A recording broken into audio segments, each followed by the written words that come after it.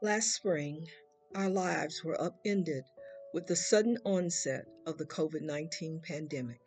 Just at the time of the year in which we would usually gather as families and communities to celebrate our most sacred and precious holy days, Passover, Easter, Ramadan.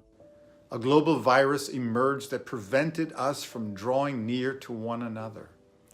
Now, a year later, we find ourselves in a new spring, with a renewed hope and the chance to heal thanks to a life-saving vaccine, offering us a chance to come together once again. However, this virus, which prevented us from coming together, can only be defeated by coming together in practicing life-saving measures such as taking the vaccine, wearing a mask, and continuing to follow CDC guidance. All of our holy books teach us the importance of loving thy neighbor. By committing to get the vaccine, we are making the decision to love thy neighbor rather than letting fear and indifference continue to plague our nation. Over the past year, we have suffered greatly. Both the sickness of the virus and the sickness of our division. The hope of the vaccine is the opportunity to emerge from this pandemic and to come together again with love and care for all our neighbors. For all our neighbors. For all our neighbors. Receiving the vaccine shows genuine concern for the health of others and care for keeping them safe. So join us, neighbor, in committing to receive the vaccine, in committing to love thy neighbor, so we can come together to worship in our communities and to celebrate and cooperate together as neighbors once again.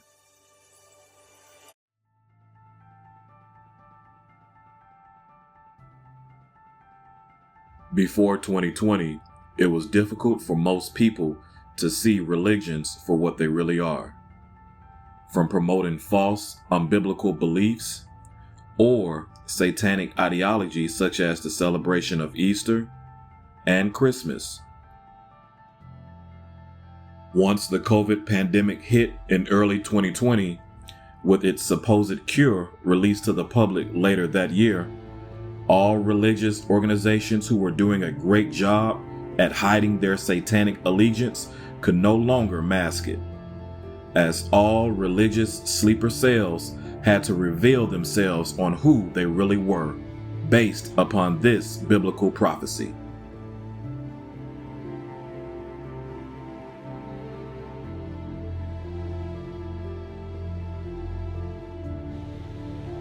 And I beheld another beast coming up out of the earth. And he had 2 horns like a lamb, and he spake as a dragon. And he exerciseth all the power of the first beast before him, and causeth the earth and them that dwell therein to worship the first beast, whose deadly wound was healed. This second beast from Revelation chapter 13 looks holy and righteous, like a lamb, but its words are from the devil. And it has great power, making the world worship the first beast. How?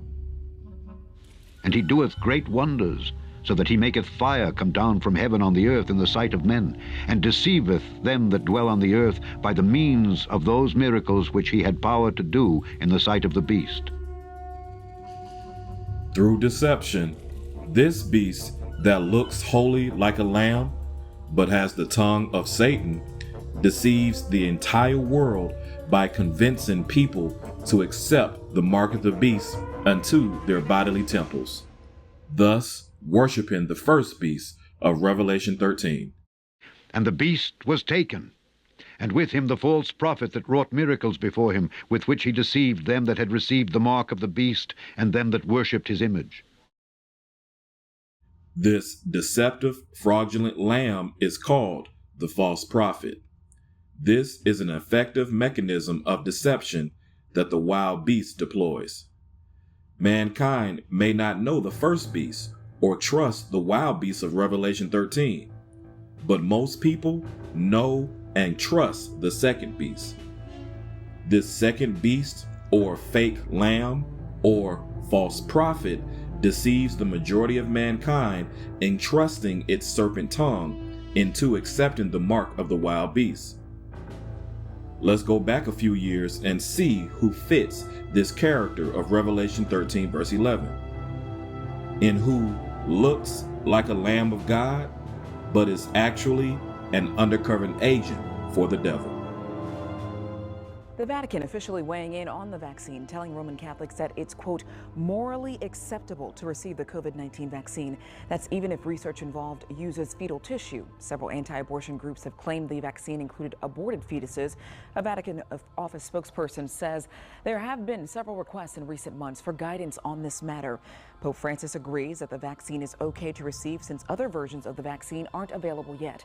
The Vatican hasn't said if the Pope plans to be vaccinated as well.